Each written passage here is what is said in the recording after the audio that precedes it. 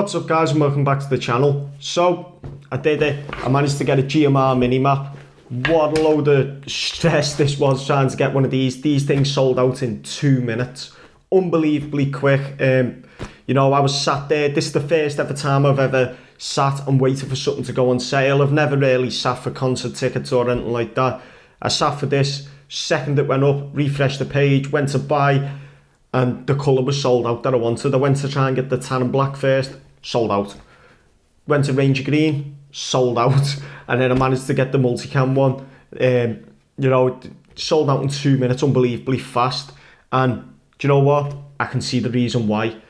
This is going to be more of a overview, in-depth, and a little bit of an opinionated of running it. I've ran it once, so it's just going to be, you know, just a quick guide. It's not a fully fledged review because, as you know, I like to test all my kit. It's just going to be towards the JPC build. So when I first set off with the JPC build, this was one of the main bits of kit I wanted, just because, well, it just fitted everything I wanted it to do. And the design and the thought process and what went into this just fitted everything that I wanted from a bag. So let's get into it. So opening it up, it came in a white box with black tissue paper and a ribbon around it. Opening the packaging up, this is what was revealed. There was a nice personal message from Ronan on the back of the stickers that come, the GMR stickers, and it was all personally signed to the individual. Obviously it was signed to my name, Adam, and it just had basically thanks for supporting and things like that on it, and I thought that was brilliant. It showed the attention to detail that had gone into making this, and obviously he wanted to personalise every bag personally to the individual, so I thought that was amazing. You know, it shows a lot of care and detail has already gone into just wrapping the product. So delving into the bag, when it came, these straps and these little zip tabs weren't on the bag. They came inside this pouch. It was it basically gave you the option. If you didn't want to have these on, you didn't have to have them on straight away. So if I bought this bag and these tabs were already on there and I didn't want them on, I'd have to cut them off, and then at a later stage, if I wanted them on, I've then ruined them. Ronan then give you the option putting these on straight off the bat if you want, and not. I decided to put them on because it just looks a bit neater and it allows me to access the zips quicker. These little bottom ones are made really short compared to these ones on the top. I just felt I didn't need a really long tab. But like I say, there was the customization and the thought process already going straight into the bag. It was dedicated to the end user. You get 2 straps, like so. Obviously I've got mine on the lowest point and I've only got one on. This is because I run my launcher in here and I didn't need the 2 on there. Obviously you get 2 just in case you want to, compression straps to, if you want to compress the bag even more, or you want to put higher tier items in. So say you want to run bolt cutters at the highest point, there's another point at the back here that you can attach the straps to. The attention to detail for me was amazing into this bag. When I got it, normally when I buy products from high-end companies, so say like a Cry JPC, sometimes there's threads loose where you have to get a lighter and burn the threads, obviously, so the threads don't catch and they don't pull and start ripping your stitching. Not one thread on this, which I thought was amazing. And believe me guys, I searched, I tried to find threads loose on this because obviously I didn't want to try and damage the bag. So straight off the bat showed me that obviously these are all handmade, so it showed the detailing that had gone into this and the care and attention. Again, all the molly sections were all burnt down and like sealed over so they weren't going to snag loose. Again, not something that you'd get off a normal company. So let's delve into the bag and why I bought it. Now obviously the main feature for me was to carry the launcher and carry bolt cutters and things like that. That's because this comes in a separate pouch here. So obviously if I undo this strap, behind this little pocket and the main compartment, there's a Velcro pouch. Now headphone warning if you're using them. As you can see, it opens up. Now what this allows you to do is place items in there that you might want to reach around, grab, tools, breaching tools, whatever. That's one of the main features I've been after for the bag, because I ran my launcher and it was swinging round on a sling, it was bouncing off building walls, it was giving you position away, and having its own dedicated place was something I was looking into, and this was ideal.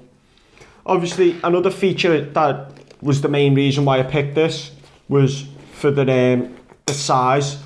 Building a JPC, I run a small JPC, so when I was running a standard mini map, I used the Warrior one, a standard map pack, it was sagging right down. It was a good half a foot, sagging under the JPC. Looked stupid. When I was running around, everything was swinging, flapping about. No issues with this because of the size. If you look there, this bag's empty and it sits rigid. If I got a normal map, it'd flex right down. That's because the rigidity in this material is outstanding. Now, the only downside I found with this, when attaching it to a small JPC, is on the rear of the JPC, it's only got 2 up top, whereas a medium, because this is designed for a medium plate JPC, it's got 3. So what I mean by that is, it's got 3 molly row sections. So with this, when attaching it to mine, I have to scrunch the top in like so a little bit.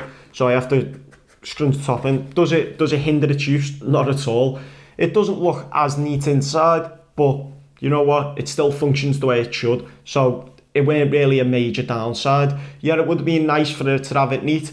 I could, in theory, run it straight down so it's completely flat, but the bottom will hang over a little bit, and I'm pretty OCD on the way I want my kit, and I didn't want anything sagging. I wanted it all streamlined, lightweight and simple. That's what I'm going for with this build. I keep saying it, and that's what it's going for. And this just fits that whole profile. Now, the build material is outstanding, and the thought into the build is amazing. The accessibility to the bag is second to none. I don't think there's a bag on the market with the ability to access your gear as quick and as simple as this. Either side, you've got tabs. As you can see, these ones are velcroed on. Now, these come already attached. So when I seen these, I thought, oh, it'd be nice if them bottom ones had Velcro on. Turn the bag upside down, big Velcro bottom, and the tabs have already got Velcro pieces on to keep it out the way so it's not snagging. But anyway, so zip it round, and you can access items in the side of the bag. This was amazing for me because I run FLeZ and things like that at ops. So being able to zip the bag open, drop a flare out, or drop a spare battery was amazing. Now, you might think, well, when doing this, there's all gear on top and things like that. Well, let's just open it up. In the bag, it actually came with Velcro dividers. It came with 3. I've got one in place now. So you could divide the inside of the bag up, because the whole inside of the bag is Velcro lined, as you can see there. So it allowed you to divide the bag up into sections. So you could run, again, flares one side, smoke grenades, normal grenades. So if I wanted to run dedicated smoke grenades all on the side and normal BFGs, P grenades and that, I could zip the bag open on the right side, access them. If I wanted to run spare batteries and stuff on the left side, zip it open. So again, it's all thought into what you want to do with this bag. The versatility is amazing. It's all basically dedicated to the end user. Now, another main feature this comes with, which I'm a big believer with, is, as you can see, this red pouch. This is a medic pouch. It's got its own designated compartment behind this Velcro tab. It's not inside the bag. It doesn't affect any space or anything like that. Obviously, it depends how much you put into it, but obviously I've filled it right up. But having a medic kit is, I consider everyone should have some sort of basic first aid on them in an airsoft field. Look, I'm not saying run around with full bleed out kit, you know, range IFAKs and things like that. If you want to do it, do it. The odds are you're not going to be dealing with a major bullet penetration wound, but there's big chance of cutting yourself. You know, when we're playing at these big AOs, look at Jet's video, for example. He only stepped down a set of stairs and sliced his leg. you know, it was a pretty deep cut. So having the ability to reach around and grab a medic kit out, like so, is, you know, it's basic first aid in here. It's nothing that's going to basically save a major life. It's there for basic first aid. It's to get first aid on you as quick as possible, or on an end user, before a medic manages to reach you. You know, if you're playing a huge AO, getting a medic to you is going to take a little bit of time. You know, you need to notify them, you need to give them the position. They could be on the other side of the AO and have to travel across to grab you, so you've got to bear this in mind. So having a small medic kit was just amazing for me, having its own dedicated section. Now I've customised this a little bit. I've put a heal bitch on it just for the shits and gigs kind of thing. But inside I run a few items. Now these aren't essential, but they can stop situation. Now I've got a ABD pad. You know, it's just a big like blood pad that can essentially just clog things up and just protect the wound. I've got a pair of gloves.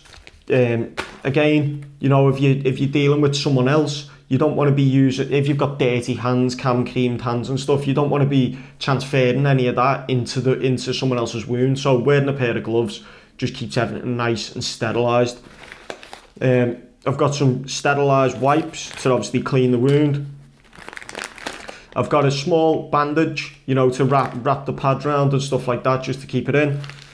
Some plasters, again, simple things. You know, the amount of times I've seen people cut their hands and things like that and ask for a plaster is unbelievable. It only takes you to snag your hand on a bush or something like that in a wooded environment and you cut your hand. You know, plasters are ideal. Again, sterilised wipes, ideal. And then in here I've just got some gauze, non-woven gauze. I've got 5 of them in there, so again, can be used with the bandage in conjunction with that. But again, it's not life-saving equipment, but it's there and it could potentially stop you from getting a more serious injury. It's just something there to basic admin first aid, you know what I mean? It's not major thing. Like I say, I think everyone should carry some sort of first aid. I'll get into that in another video, but I'm not going to delve into it too much, but I do, and I think it's great. It comes with a GMR patch as well. This isn't the actual patch, this is the support patch. Their one has the skull, obviously, because GMR are a big team. You've got to earn their patch if you want to earn it. So having the Black Diamond support patch was a nice feature to get added to your bag. Going to the rear and up top, it came with 3 routing holes, left and right, and then in the centre.